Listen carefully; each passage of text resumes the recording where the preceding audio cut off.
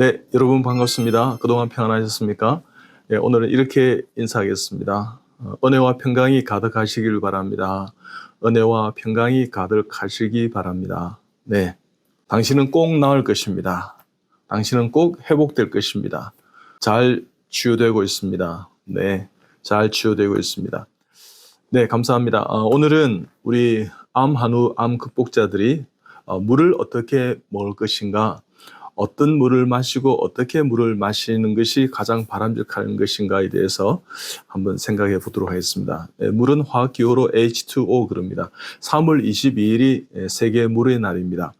물은 액체 상태로 있는데요. 0도가 되면 얼게 됩니다. 고체로 가기도 하고, 그 다음에 100도가 되면 끓습니다. 그러면 이렇게 기체 상태로 되기도 하는 우주의 가장 신기한 물질 중에 하나가 물이라고들 이야기합니다. 흔히 물은 생명이다 이렇게 이야기합니다. 우리 인체는 사실 물로 이렇게 수분으로 이루어져 있다고들 이야기합니다. 예를 들면 어릴 때는 한 90% 이상이 물이었는데 우리가 이제 청년이 되고 장년이 되고 노년이 되면 물이 이렇게 더 줄어듭니다. 성인은 한 6 내지 70%, 노인은 50% 정도 이하. 그래서 수분이 고갈이 곧 노화다 이렇게 표현하는 사람이 있고요. 노인 중에서도 이제 나이가 아주 많으시면 45% 정도, 그래서 평균은 55에서 한 70% 정도가 물로 이렇게 우리 세포는 되어 있다. 70조 세포가 물로 되어 있다 이렇게 이야기합니다. 그럴 때 1 내지 2%만 수분이 고갈이 되어도 우리는 갈증을 느낀다고 합니다. 그리고 3% 정도 수분이 부족하면 탈수 증상이 일어나서 어지럽다든지 두통이 있다든지 그 이상을 넘어가면 우리가 실신하고 이렇게 합니다. 그러니까 10% 이상이 되면 생명이 위험하다고 합니다. 그래서 물을 드시는 것은 참 중요합니다. 6대 영양소 중에 단백질, 지방, 탄수화물이 있는가 하면 비타민, 미네랄, 물이 있습니다. 칼로리나 에너지원은 되지 않지만 우리의 신진대사라든지 우리 세포 내에서는 물이 중요한 것입니다. 예를 들면 우리가 항암제를 암 극복자들이 하시게 되면 시스프라틴 같은 이런 계열의 항암제는 수분을 많이 필요합니다. 고농축액이고 아주 응축이 되어 있는 물질이기 때문에 항암제가요. 수분을 빨아들여서 우리 몸속에서 그런 농축액이 있으면 우리 몸의 세포에 나쁜 영향을 주기 때문에 이것을 희석하려고 그러죠. 그러니까 시스프라틴 계열의 이제 항암제 맞게 되면 대개는 한 2일에 3리터 정도 우리가 수분을 공급하고 난 다음에 맞는 게 좋다 이렇게 이야기합니다. 자, 그렇게 했을 때 우리가 이제 탈수가 되면 전해질 음료라든지 이온 음료를 드시기도 되는데 입이 마른다 그러면 벌써 갈증이 난 다음에 1 내지 2%의 수분의 고갈이 있다 그렇게 보아십니다. 그러면 적어도 우리가 70kg 정도면 1%다 그래도 우리가 한 700g 정도로 생각할 수 있습니다. 그래서 입이 마른다 그러면 수분을 공급하기 물을 드신다든지 수박, 멜론, 토마토, 감귤, 오렌지 이런 수분 많은 과일을 드신다든지 그렇게 할 수 있습니다.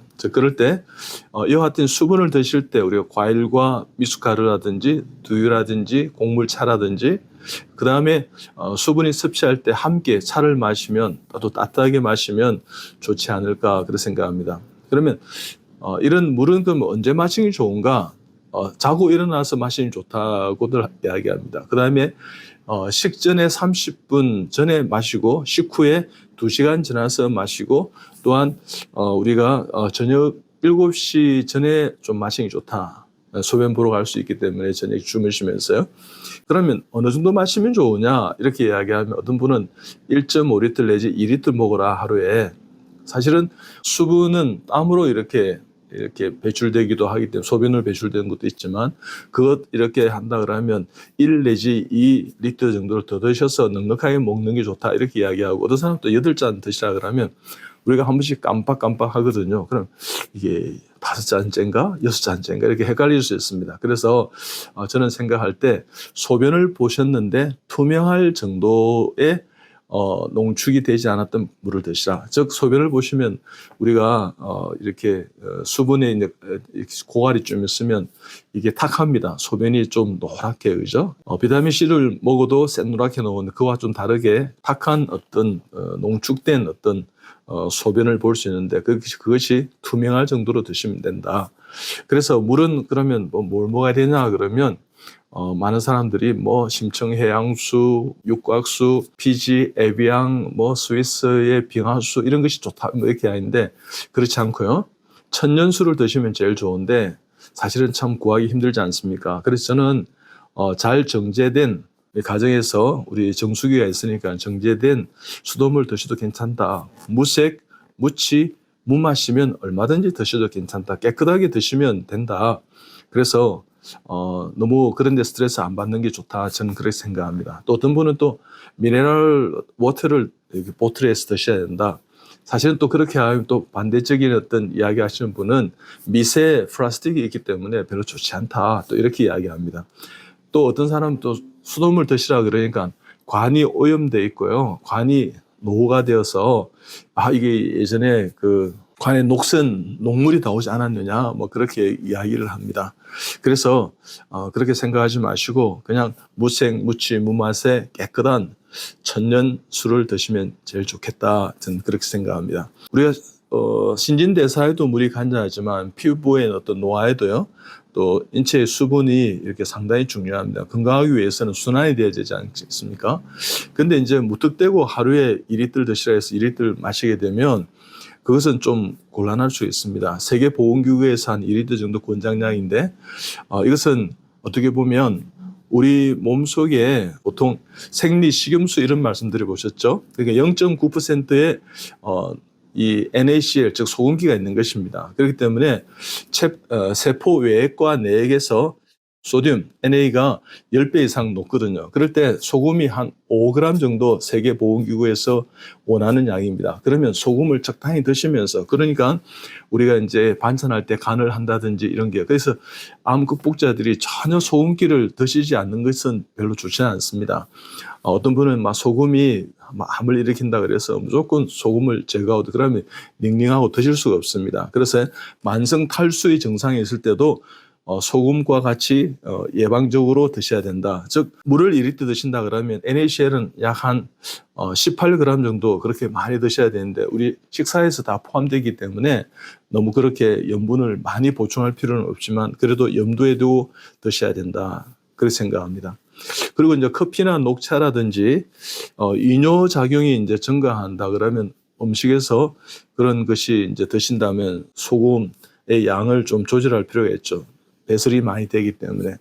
그래서 매 순간 이제 맹물을 또 드시는 것이 좀 힘드시면 레몬수라든지 버섯 달인 거라든지 또 비트수라든지 뭐 이런 영양 음료, 비타민C가 포함되어 있는 것을 물에 섞어서 이렇게 드시면 또 이렇게 음용하는데 좀 도움이 될 수 있습니다.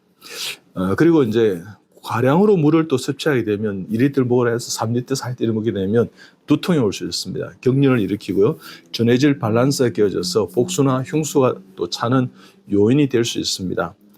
우리가 물에 보면요. 어떤 찬물을 또 드시라, 또 더운 물 드시라, 미지근하게 드시라, 미지근하게 드시는 게 좋습니다. 그렇지만 더운 여름에는 또 찬물을 또 드시면 또 시원하지 않습니까? 그럴 때 찬물에 급속히 반응하는 우리 화학 원소는요, 포타슘이라든지 칼슘이라든지 소듐 이런 것은 KNA 이런 것은 찬물에 급속히 반응하고요.